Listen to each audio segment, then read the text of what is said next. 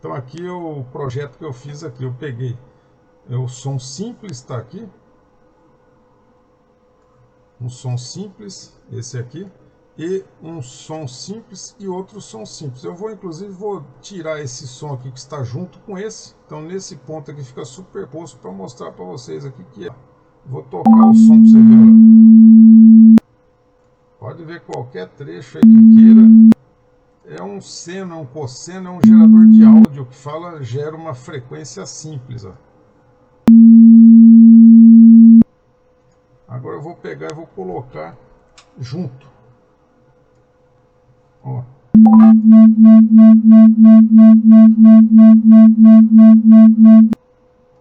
Agora eu vou pôr esse 13 para tocar junto com o 12, porque o 12, o 13 e o arquivo 12, o arquivo 10 e o arquivo 13 tem frequências próximas, mas são diferentes. Uma é um pouquinho diferente, as três aqui não tem nenhuma que seja igual uma da outra. Uma é um pouquinho diferente da outra. Veja só o batimento como é diferente. Esse alternância de máximo e mínimo de intensidade, aqui é mais rápido, a frequência do batimento é maior. Aqui, ó, é menor. Ó, de novo.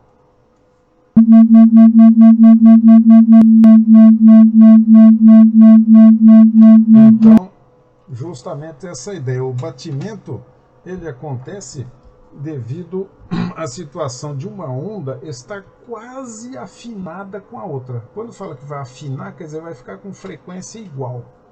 Então ela está quase com a mesma frequência, por exemplo, a F1 está quase com a mesma frequência da F2. Então, quando você acerta que fica realmente com a mesma frequência, então aí para o batimento. Agora, quando está chegando perto da frequência 1, a frequência 2 ou a 2 da 1, aí é que começa a aparecer o batimento. Então o batimento só acontece quando está próximo, você está chegando, está afinando ali. Agora, quando vai chegando bem perto uma da outra, aí começa a diminuir a frequência do batimento, porque a frequência do batimento é a diferença de uma com a outra. Tomando o módulo da diferença, né? É o maior menos o menor. Então começa a aparecer o batimento de início. E aí quando você está chegando bem perto, aí começa a fazer aí quando acertar mesmo que afinou, aí você toca e fica uma coisa só, né? Então bem interessante essa ideia do batimento, né? E isso aparece em tudo quanto é tipo de onda, não é somente onda sonora, né? Superposição, interferência construtiva, destrutiva, quaisquer sinais aí, quaisquer tipos de onda. Agora, a onda sonora. Onda sonora é uma onda peculiar porque ela é uma onda de pressão.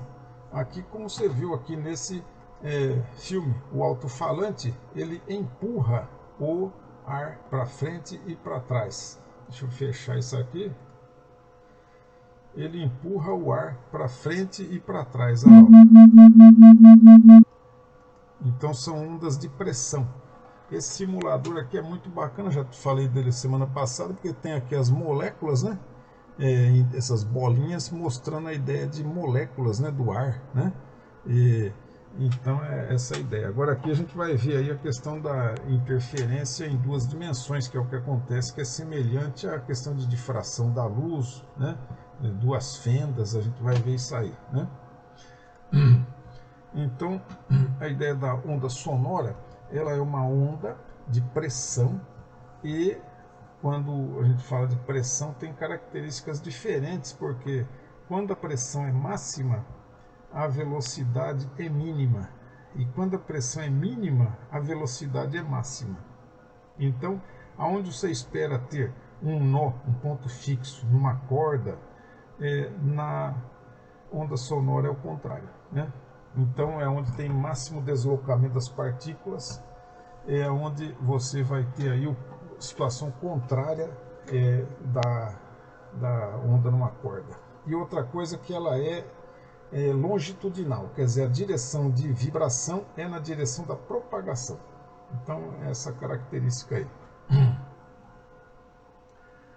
Aqui eu peguei aqui, fiz aqui, foi duas ondas aqui, transversais e progressivas, né? Se você pega e faz uma defasagem a 90 graus, então aparece esta questão aqui também, aqui para você ver, aqui para visualizar. Deixa eu diminuir um pouquinho aqui a visualização. Você pode ter aqui facilmente calculado, se as duas ondas forem iguais, né? Somente a diferença das duas é uma diferença de fase de 90 graus. Então esse π sobre 2 é 90 graus. Fiz aqui uma superposição, o resultado é essa laranja. E aí, no caso, como as duas têm o mesmo comprimento de onda, a mesma amplitude, só a diferença de 90 graus, fica fácil de fazer aí a soma, né? E a amplitude delas aqui, ó, você pode ver aqui, ó, o seno de kx, ômega t, tudo igualzinho, a única diferença é π sobre 2. Então dá para pegar e fazer, porque 90 graus, né? O 90 graus de diferença de fase, então o que vai acontecer aqui é que quando você soma 90 graus no seno, é o cosseno, né? Então o seno e o cosseno só são iguais quando você tem o ângulo, o argumento, isso que está dentro do seno aqui, 45 graus, né? Ou aqui 3π sobre 4 é 135, quer dizer, π sobre... Cadê a canetinha para escrever aqui? Aqui. Quando você pega aqui no círculo trigonométrico aqui,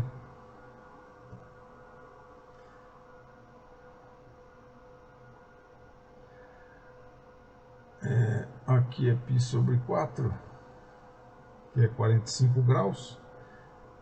Esse aqui, π sobre 4. E do outro, no segundo quadrante, aí opa, peraí. Aí o 3π sobre 4, que é esse aqui, ó.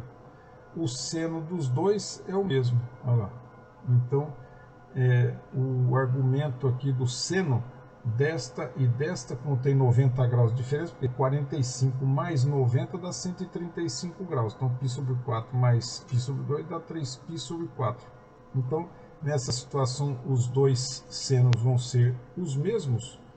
E então, aí você vai pegar o seno raiz de 2 sobre 2.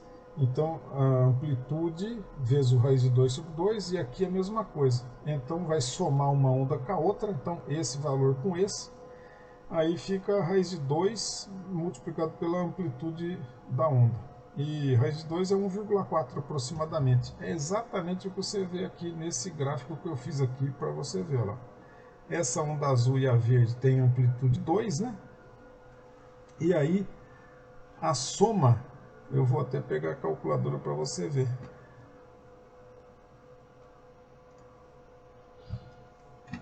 Dois multiplica o raiz de 2. Então, 2 vezes raiz de 2 dá o igual, ela dá 2,8 e uns quebradinhos. Olha lá, aqui, ó, 2,24683. Então, 2,8 e um pouquinho mais. Dá perfeitamente, quer dizer, certo? Você faz o cálculo aí, no caso desse é fácil de fazer o cálculo, né? Porque se for 90 graus só de diferença, é fácil de fazer. Mas se for aí, né, uns valores meio diferentes, aí dá mais trabalho, né? Mas com o computador você vê o que faz na hora e a função inteirinha, não dá nem tempo de piscar o olho, né? Agora, o que vem a ser onda estacionária? Bem, como o nome diz, ela fica parada ali num certo local. Não é exatamente isso aí não. A onda não fica parada, não. Ela fica aprisionada entre dois pontos. Ou não entre dois pontos. Pensando numa corda, você pode pensar isso, mas quer dizer, ir num tubo aberto, uma flauta, por exemplo. Uma flauta é um tubo assim aberto. Essa flauta doce, não é isso? Ela é aberta. Então, agora tem outras que são diferentes, tem vários tipos de instrumento, mas para você pensar numa corda, você fala um ponto a outro. Não, é numa região do espaço. Aqui também. Então, há um confinamento de energia nesta região aqui. Como é que pode ser isso aí? Bem, deve acontecer o seguinte, quer dizer, você tem que ter a ideia de como um nadador numa piscina. Ele vai para lá, bate aqui, reflete, volta, nada para lá, bate, reflete, volta, vai lá, bate, reflete. Ele fica nadando essas competições de Olimpíada, né? Treino de Olimpíada, o cara de natação, o cara vai lá e volta. Então a piscina tem, por exemplo, assim, 50 metros. A competição é de 400 metros, então ele tem que fazer isso aqui várias idas e vindas até dar aquela distância de percurso ali, de natação daquela competição.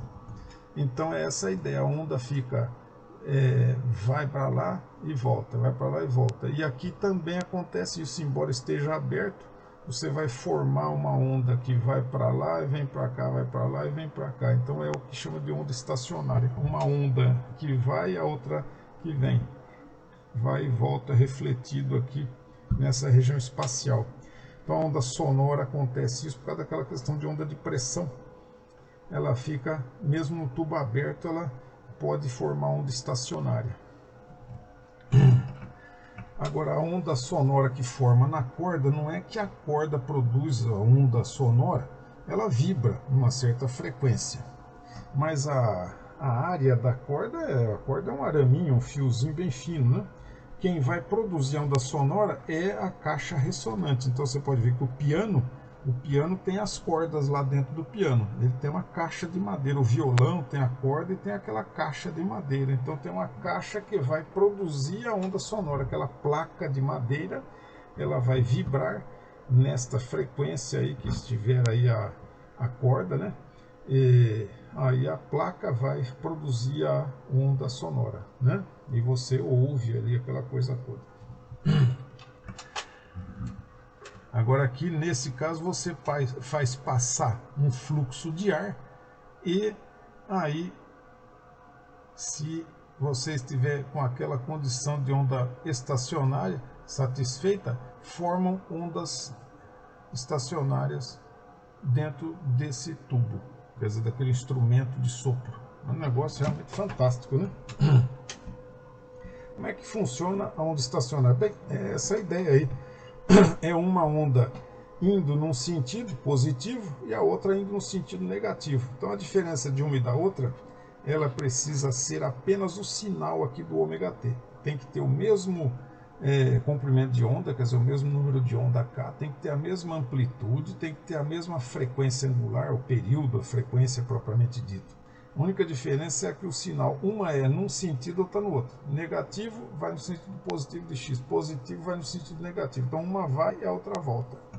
Se eu somar as duas, aí usando a soma de funções trigonométricas, então tem essa propriedade aqui, seno de kx menos ômega t, o y coloca em evidência, e o seno de kx mais o ômega t, quer dizer, aqui é um ângulo que é um certo p, e aqui um certo Q. Então aqui eu tenho seno de P mais Q, e aqui, aliás, aqui é P menos Q, e aqui é P mais Q. Então, um é P mais Q, o outro é P menos Q. E a identidade trigonométrica, aqui ó, você faz essa identidade, o resultado, quer dizer, o seno de P mais seno de Q é 2 seno de P mais Q sobre 2, cosseno de P menos Q sobre 2. Então vai encaixar esta identidade trigonométrica aqui, ó, nessa ideia que vai pôr o Y em evidência, então vai ficar seno de P, aliás, P e seno de Q. Então seno de P mais seno de Q. Aqui ficou na ordem trocada, porque aqui ficou negativo, aqui o positivo, né? Então, mas é essa a ideia, juntando as coisas aqui. Então, e tem que lembrar que o cosseno de θ e cosseno de menos θ tem o mesmo valor. Aqui nesse desenho eu vou mostrar aqui para vocês. Aqui deixa eu pegar uma outra cor.